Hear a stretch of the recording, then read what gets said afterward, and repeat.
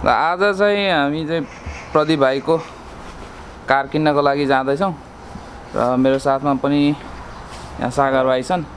Last भिडियोमा पनि अब उनले पनि केही सहयोग गरेको थियो मलाई त्यो साइकलवाला भिडियोमा, त्यो एबभ द क्लाउडमा, बट उनको फेस नै देखाउन पाएको थिएन। भाइ चाहिँ हाम्रो कम्पनीमा नयाँ आएको, नयाँ भन्दा पनि it's already been over 1 month भइसक्यो। तैपनि अब न्यू फेस हुन् नि त, र भाइलाई पनि अब फेरि पनि वेलकम छ हाम्रो कम्पनीमा। अनि यसै गरी नै अबको 5 वर्ष 10 वर्ष कोरियामा राम्ररी बिताउनु, त्यही नै भन्न चाहन्छु। Thank you. अब हामी चाहिँ गएर प्रदीप भाइकोमा गएर भेट्छौँ, अनि त्यहाँ गएपछि अनि फर्दर हाम्रो प्लानिङ हुन्छ है त। अब चाहिँ ठिक्क हामी यहाँ प्रदीप भाइको घर अगाडि आइपुग्यौँ। प्रदीप भाइ चाहिँ के गरिरहेको छ हेरौँ है त। बोय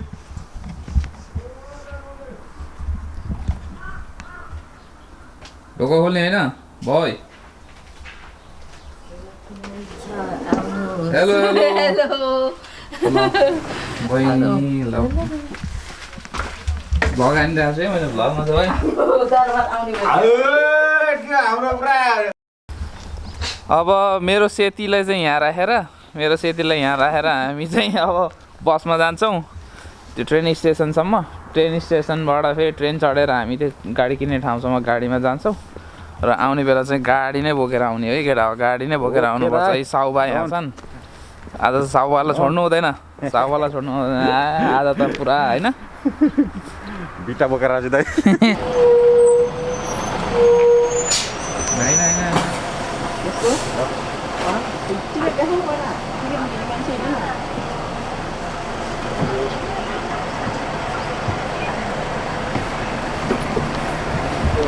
यहाँ चाहिँ अब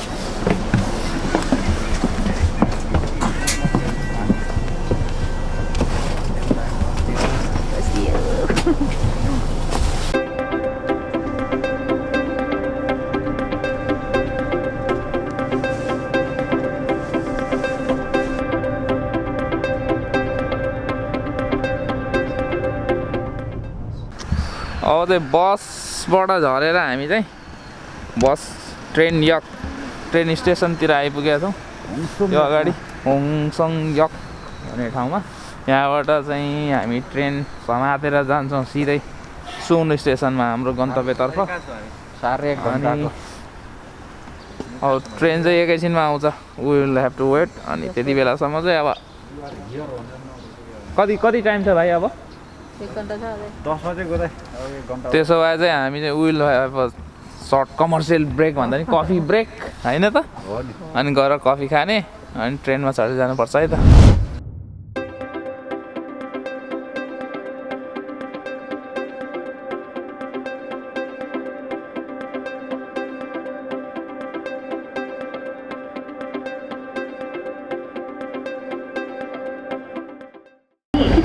ट्रेन चाहिँ अब आयो, अब चाहिँ हामी ट्रेनमा चढेर चाहिँ जान्छौँ।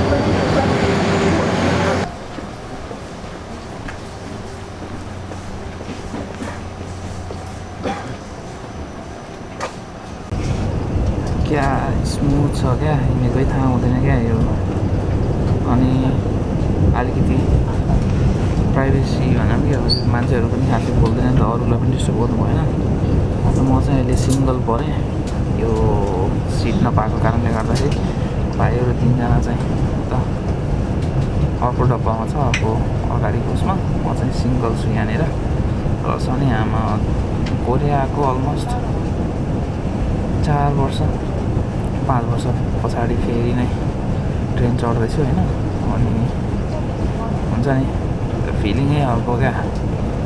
क्या स्मुथ छ क्या यार, मजा छ आमा दामी।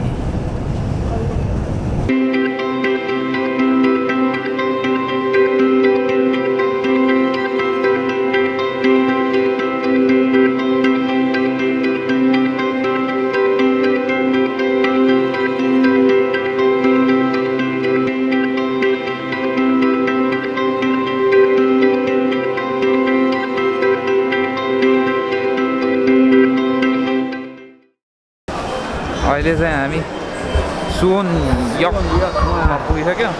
यहाँबाट बाहिर निक्लेर हामी जान्छौँ होला त्यो उसतिर। तर आजको चाहिँ one of the worst train सफर भयो मेरो चाहिँ यार। हाम्रो चाहिँ आनन्द भयो त यस्तो जाँड अरे यस्तो करायो नि है, त्यो जस्तो वर्स्ट सफर चाहिँ कहिले पनि लाइफमै भएको थिएन यार। अति नै कान्ड इमेजिन। जस तर आइपुग्यो हामी चाहिँ यहाँनिर। अब यहाँबाट निक्लेर हामी चाहिँ जान्छौँ हाम्रो भाइको कार हेर्नलाई, अनि त्यहाँपछि हुन्छ फर्दर कुराहरू।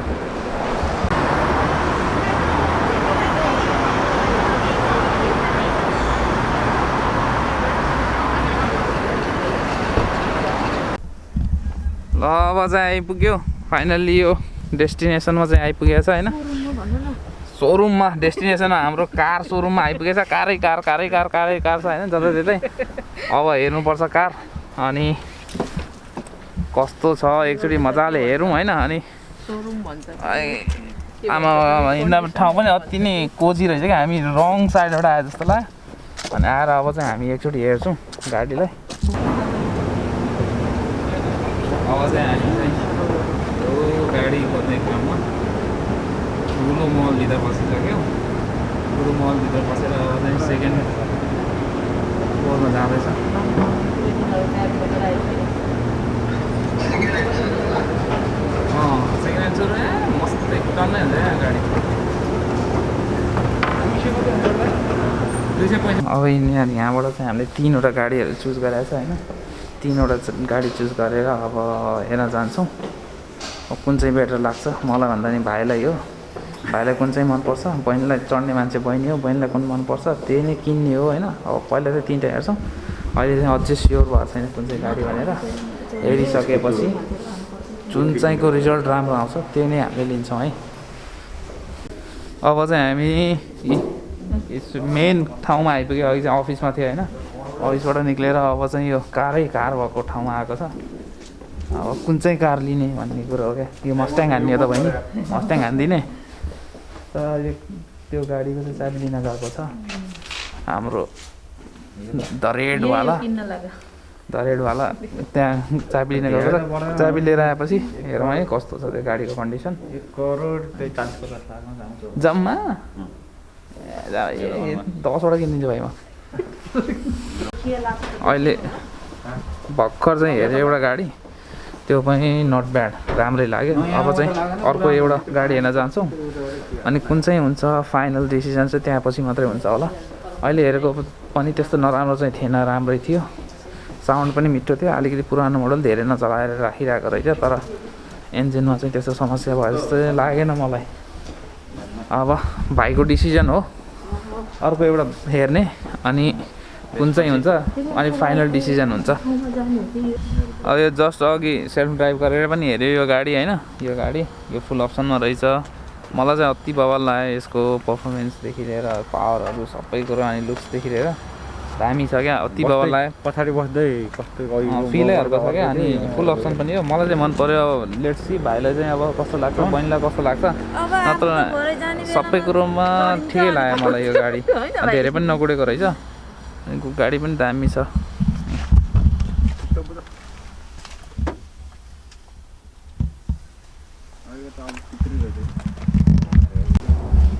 ल गाडी चाहिँ त्यही नै फाइनल भयो। अब हामी चाहिँ अफिसतिर जान्छौँ। अफिसमा गएर अब डकुमेन्टेसनको काम बाँकी छ। डकुमेन्टेसनको काम भ्याएपछि अनि रकी हान्नुपर्छ त्यो गाडीलाई। आज सुवनबाट होङसङसम्म मैले हो रकी हान्ने, कडा उडाइदिने हो। 자동차가 등록증이에요. 이거 여기 등록증이고 여기 교환이 여기 하나 있고 여기 하나 있어요. 사고가 없어요. 이거 한국어를 아시잖아요. 여기 보면은 사고가 없음, 단순 교환 있음. 성능 검증 보험이라는 게 있어요. 아마 아까 그게 돈 안에 있어요. 이게 대신 돈이 안에 있으니까 여기서 차가 10월 29일에 들어왔어요. 그러면은 얘가 오늘은 21인가? 20이죠. 20이니까 예, 이전에 월요일 되면은 내년 다음 달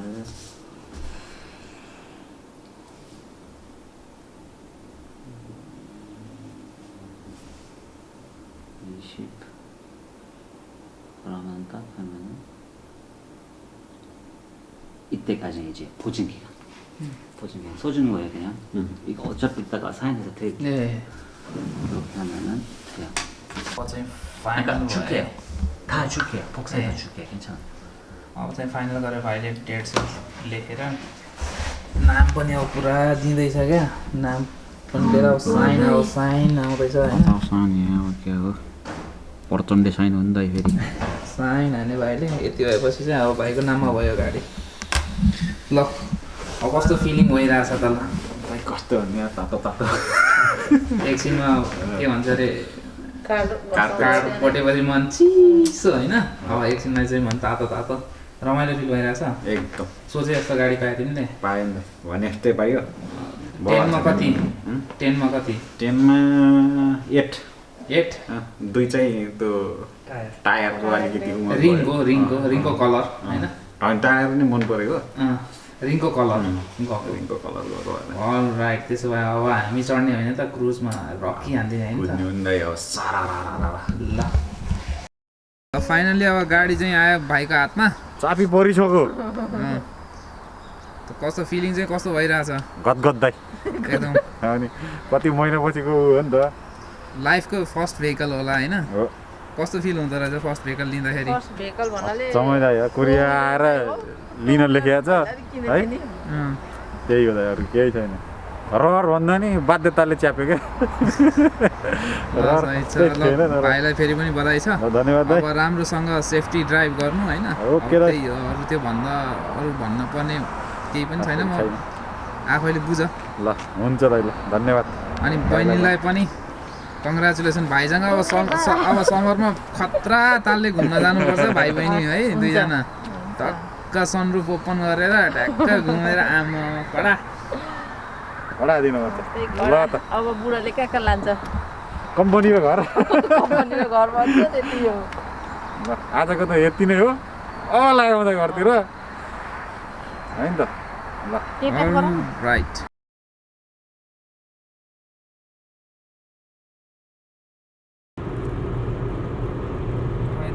ठाडा आउन सक्छ जस्तो लाग्छ